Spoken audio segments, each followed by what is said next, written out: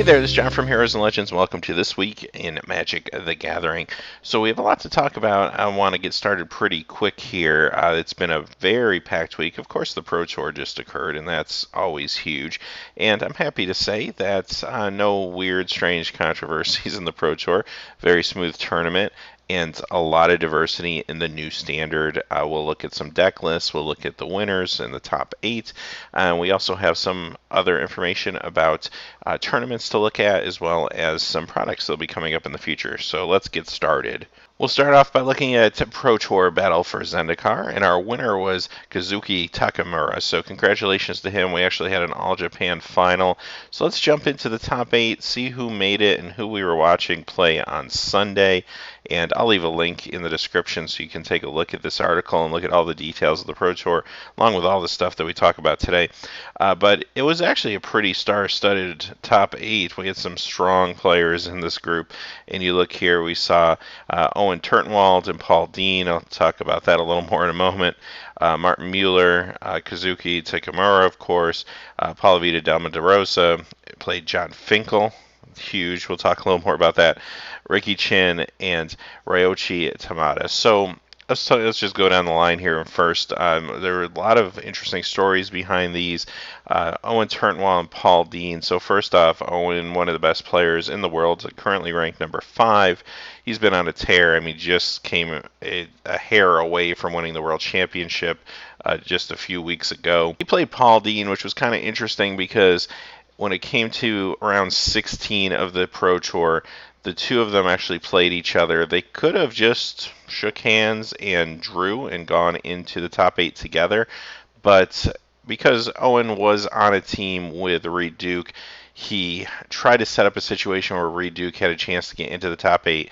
If he could have defeated Paul Dean and Reed won his round, Reed would have made it to the top 8, which of course is the right thing to do. That's what team play is all about, trying to increase your odds of getting your team farther along the tournament. So nothing shady or weird about that. It's just how it is, and that's what all teams do. So Owen ended up defeating Paul Dean. It looked like he wasn't going to make the top 8.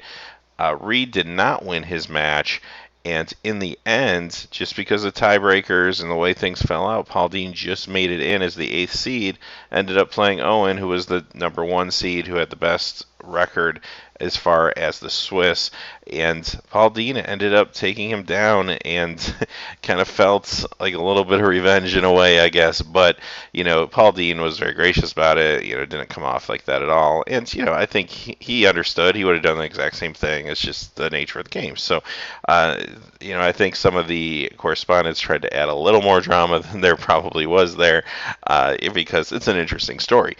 So anyway, Paul Dean advanced, and then in the second group we had Martin Mueller and of course our champion Takamura. Martin just turned 18. He's been doing some great things. He was in the World Magic Cup as well, did very well. The next match was huge. He had Paula Dama de Rosa, who this was his 10th Pro Tour top 8, taking on John Finkel. This was his 15th Pro Tour top 8. Of course, John Finkel's been doing this for 20 years. He was in the first Pro Tour in the juniors division, which occurred 20 years ago, so there you have it. And what was kind of exciting about this match was, just the names and just to see them go head-to-head. Now, the match itself, unfortunately, Paulo had some land problems. John Finkel kind of just ran over him. And we'll take a look, of course, at deck lists in just a second. In the final bracket, we had Ricky Chin, who this was his first Pro Tour, and he qualified in a regional PTQ and made it all the way to the top 8. Just tremendous performance by him. That was really cool. He also had a friend he came with who made it to day 2, who was in the same situation. So pretty awesome that they were able to be so successful just coming off regional PTQ. Really awesome. We'll talk more about regional PTQs in a few moments. And he, of course, lost to Tamada, who also went to the finals. So you can see as the brackets unfold, John Finkel kind of fell in the next round. And we had our all-Japanese final, and Takamura came out on top. So what were these players playing? Now, it's important to remember the Pro Tour, there also is a limited element. So the decks that you're going to see obviously had to perform very well in Standard, but the records could have been padded a little bit by limited games as well. So keeping that in mind, let's take a look at what these players actually played. Okay, let's look at Takamura's Abzan deck first. So, first thing you're going to say is, oh no, not Abzan again. There's Siege Rhino, there's Dem Protector, there's Hangerback Walker, there's Wingmate Rock. So, yeah, it is Abzan. But here's the interesting thing about this. Even though we saw some Abzan decks in the finals, there weren't a whole lot of Abzan decks that were successful in the field. When you actually watch the Swiss rounds, very few Abzan decks got real far into day 2. So this, I don't want to say was a fluke. It's a very good deck, and it definitely performed well in the top 8, but it's not something that was overall successful. And we'll look at some of the other decks that didn't make it all the way to the championship, but in the Swiss seemed more successful than Abzan. So this did not feel like an Abzan Siege Rhino tournament like we've been seeing for the last year or so.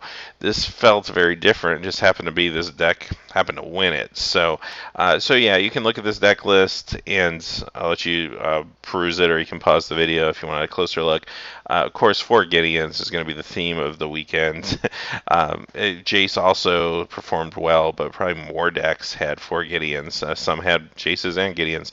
There were some Super Friends decks played that had Obnixilis and Jace and Gideon. It was crazy. But anyway, so there's the first one. Let's take a look at the runner-up deck. This is Tamada's, and he was playing Jeskai. Again, Jeskai feels like, oh, yeah, we've seen Jeskai, but at least this has evolved a little bit. Silk Wrap was probably the card of the tournament. This really had its coming out this weekend. Great against Hangerback Walker, obviously, and just great cheap removal for a lot of the small creatures that are in the environment. And other than that, you can see, he's got his Gideons, of course, and he's got his Jaces, and he's in Jeskai. You got the Hangerbacks, you got the Mantis Riders, Seeker of the Way. So there were some different Jeskai builds. Some use Seeker of the Way, some use some other strategies, but this is kind of the old-fashioned sort of Seeker of the Way beat-down strategy, and it worked. You had your Treasure Cruises, Fiery Impulse, Jeskai Charm. There's 4 Valorous Stances as well for removal. So there you have it. Mana bases, just like we saw in Star City Games Open, pretty tricky, hard to kind of nail down, but I think players are getting better at it. So they started to smooth out their mana bases a little bit through this tournament compared to the last couple weeks of Star City Games Open. But there you have it. Let's look at another deck list. This is John Finkel. He was on Dark Jeskai, which is Jeskai splashing black. And his build was a little different than what we've seen at some of the Star City Games Opens. And I will say this. The Star City Games Opens the last 2 weeks were a very good reflection of what we saw at the Pro Tour. There weren't a whole lot of surprises, quite honestly. Sometimes there are, sometimes there aren't. But this build is running a Sarkhan, the Dragon Speaker. He had Dragon Master Outcast, which seemed to do a lot of work in these decks. Of course, Jace, the Mantis Riders. He used the Soulfire Grandmaster as opposed to going with the beatdown strategy a little more, and it really helped him pull some games out where he fell behind early and then was able to gain a lot of life with the Soulfire Grandmaster. You had your Taskers. Crackling Doom was another big card this weekend, which has seen some momentum over the course of the last 2 weeks of Star City Games Opens, and of course Dig Through Time, so on and so forth. Ojutai's Commands, huge card in this deck as well as Culligan's Commands, so a few more cards to watch out for in the future. So that was Johnny Magic. Let's look at Paul Dean's deck. Now he was playing Abzan, so this was the other Abzan deck in the top 8. It's just oddly enough, Abzan just kind of floating to the top 8. Like I said, it didn't run this tournament, didn't take over the tournament, but here's another version of it. Very similar to the version we just looked at with a few differences. Owen Turntwall, he was also on Dark Jeskai. Again, a little more controlling builds, but very, very similar to what John Finkel was running, more so than the other Jeskai deck we looked at. deck lists actually might even be identical or very, very close. Now, Ricky Chin's Green-White Megamorph. Green-White Megamorph maybe was the deck of the tournament. It just seemed to be everywhere. Now, a lot of players are trying to splash a third color into this Megamorph. Now, those decks didn't do very well. Most of them did not make it to day 2. But the pure Green-White Megamorph decks did very, very well, much like they've been doing very well in the Star City Games tournaments. So you can kind of look at this lineup and, hey, you know what? If you've been watching the last couple weeks of This Week in Magic the Gathering or the Star City Games Opens, this is going to look very familiar to you. This is a deck list that has been very strong and took up a lot of the field and did very, very well. This and Dark Jeskai probably looked the most successful in the Swiss. All right, so Paulo was on a Tarka Red. This was a beatdown deck. Again, we've seen this quite a bit the last few weeks of Star City Games Open. That's the probably downside of playing a deck like this. People can sideboard against it a little easier. They're a little more apt to expect it. Nothing new here, really, compared to what we saw the last couple weeks. It's funny, week 1, this deck was pretty strong. Week 2, it fell off a little bit at the Open series, and it did very well here for Paulo. In the Swiss, this deck didn't do quite as well as some of the others, though. So just something to consider if you're thinking of choosing a deck for the season. But it's still a very strong deck, and it can have some explosive turns, doing 18 damage just out of nowhere. So very good deck, but easy to sideboard against. And finally, we'll round out the top 8 with Jeskai tokens. Now, this one was a little bit kind of in left field. This was a brew that you didn't see everyone playing. This was Martin Mueller's deck. And again, some parts look sort of similar to other decks. You got your Gideons, your Jaces, but this was really going super aggro with tokens, which I kind of like the strategy. I think it's neat. I know a lot of teams actually said they were trying to make this work, couldn't quite get there. And overall, if you look at the Swiss again, there weren't as many copies of these decks out there, but they didn't quite have the success as the Green-White Megamorph or the Dark Jeskai had. But here's a copy, of course, in the top 8, so there you have it. So those are our top 8 decks and our tournament results for the Pro Tour. Check out the videos on YouTube. I mean, there's some great matches. I kind of wish the Finkel-Apollo match was a little more grand. It was pretty cool to see them go head-to-head, but it's Magic. It's a game of variance, so there it is. But there are some really close, really good matches in that top 8 as well, and in the Swiss rounds. So definitely watch some of that coverage if you have time. All right, so what do we talk about next? Let's talk a little bit about the World Championship for next year, since we're talking about pro-level competition.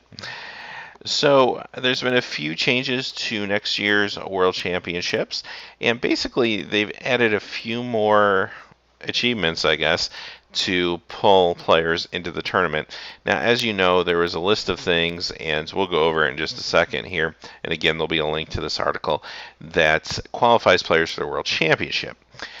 Now, there were a number of spots that were just, okay, if you didn't do any of these things, if you have the most pro points at large, you got a spot. So they took some of those at large spots away and they added a few different categories, which I think is pretty interesting and cool, and also makes you look at the actual Pro Tours a little different, because now some matches that maybe didn't matter in the past are going to matter, especially when it comes close to the actual tournament and people are in a position where they may be a win away from getting into the tournament. Now, they decide to play round 16 instead of draw on the Pro Tour, so I think it's pretty interesting. Now, the 4 new categories are, there's going to be a Draft Master category, so basically the Swiss rounds of Pro Tours, this is the person who has the most match points in the draft rounds. Then there's a Constructed Master, same thing, again in the Swiss rounds of the Pro Tours. This is the person who has the most match points from Constructed. There'll be a mid-season master, so instead of just having the person who has the most pro points at the end of the season, you also have whoever had the most pro points at the mid-season. And then you also have Outstanding Hall of Famer. I think this is a real cool idea because Hall of Famers, in general sometimes don't always go to a lot of GPs and stuff. They just play at Pro Tours. So it gives people like a John Finkel or someone like that who have some good runs a chance to make it into this competition. And whoever the Hall of Famer is, who has the most pro points at the end of the season, they will get an invite. So down below we see the new breakdown of what you have. So the rest are all basically the same. You still have some at-large positions, I believe, as well. But for the most part, you have your 4 Pro Tour winners, your world champion from the previous year, 4-point leaders from North America. So those would be kind of your leader, and then at-large North America points, 3 from Europe, 3 from Asia Pacific, 2 from Latin America, your player of the year, Grand Prix points leader, Magic Online champion, and then you have, of course, the 4 new ones we just talked about. So there you have it. I think that's a pretty cool change. I like it. It'll be interesting to see how it affects tournament play in other tournaments where people are now going to maybe have to play more games and not draw out to possibly get into the World Championship seat. Another big announcement was made. This was actually made yesterday at the Pro Tour. They just talked a little bit more about regional Pro Tour qualifiers. This is for the second Pro Tour 2016, and they announced the list of where they are going to be. And I'll kind of scroll down slowly so you can kind of see this and look for ones in your area. Those of you who've already qualified, or if you're looking to qualify. And we saw recently they made some changes where a lot of times tournaments that are holding the regional qualifiers will do a last minute tournament the day before, something like that, to qualify for the qualifier. Sorry if that makes sense. So there you have it now. It does look like, I don't know, if there's less than last time, I don't know, maybe not. I feel like they're a little more spread out, but maybe it's my imagination. But there you have it. And they mentioned the last chance qualifiers. Of course, Magic Online has qualifiers, and they also have regional Pro Tour qualifiers that you can play in Magic Online as long as you qualified. And they give you a little information about those.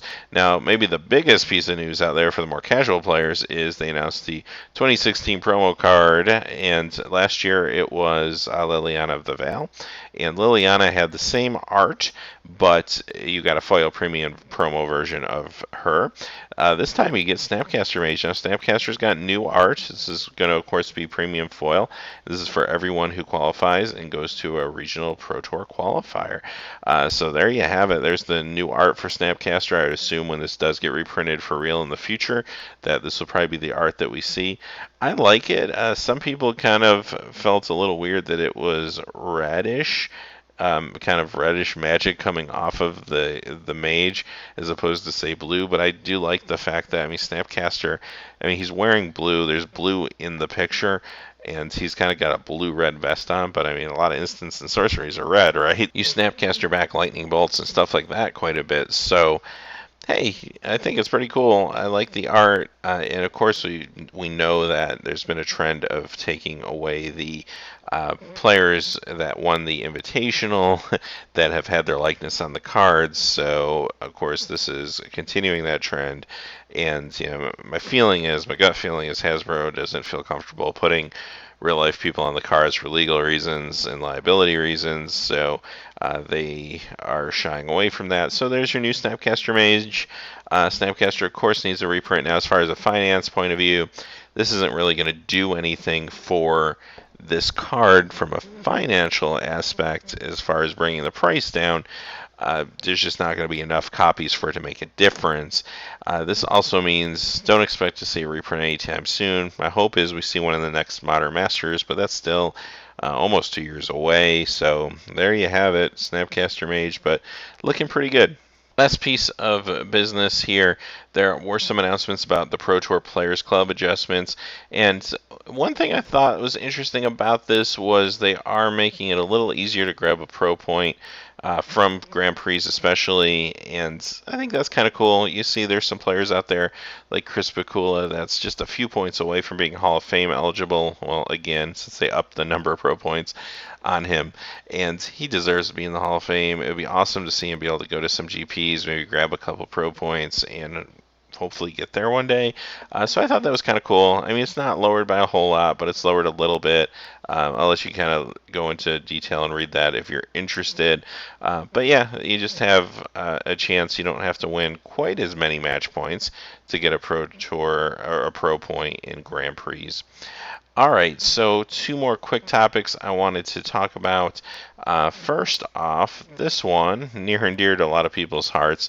This was on Blogatog. This is from Mark Rosewater. He was asked, will Oath of the Gatewatch also have full art basic lands like Worldwake did? And if so, will they be in the Fat Packs? And he did confirm, yes, it will, and yes, they will be in the Fat Packs. They will be the regular Battle for Zendikar lands, just like we had in the first Fat Pack. And just like we see in all small sets, they're just going to follow the same lands as the previous large set, so no changes. So what does this mean?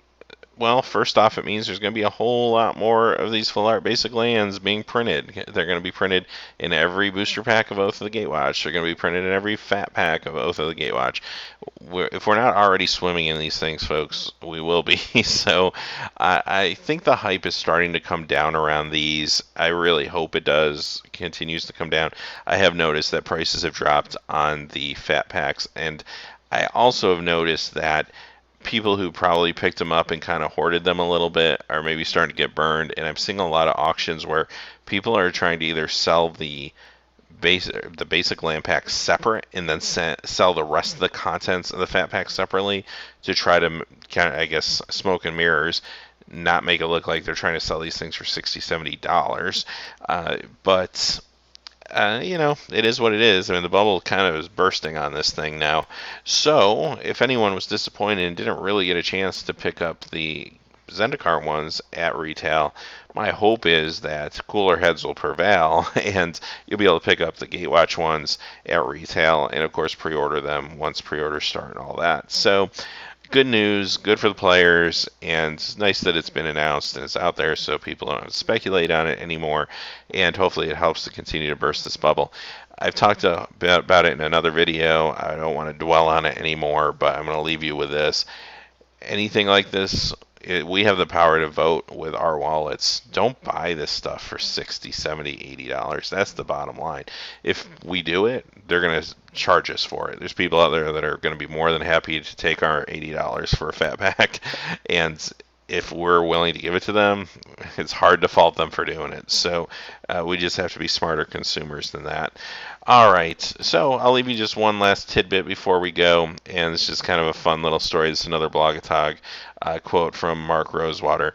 He did give us the Codenames for the third quarter large and the winter set of the first quarter of 2019, and they are going to be spaghetti and meatballs. So there you go. So if you don't know what I'm talking about, basically when they're developing sets, they give them code names so that they can talk about them without saying the actual name of the set and giving away too much information. And the newest ones they're working on are coded spaghetti and meatballs. Now, it doesn't mean anything. It has nothing to do with what the set's about or anything like that. They just pick a couple of random words that kind of go together, and that's how they talk about sets. So I thought that was fun. Just wanted to share that to you before we go. So having said that, that is the episode for the week. Thanks as always for watching. Please check us out on Patreon. There'll be a link in the last slide through the annotation. And as always, have a great day. Hey, thanks as always for watching. This video, like all my videos, was made possible by the generous support of viewers like you on Patreon. Even a donation of $1 helps me to keep growing this community and creating better quality videos for all of you. Check out our Patreon page for exclusive giveaways and future goals for the channel. If you haven't had a chance yet to subscribe, hit that subscribe button so you don't miss any of the MTG news, spoilers, set reviews, product openings, or finance videos on Heroes and Legends. Talk to you again soon, and have a good day.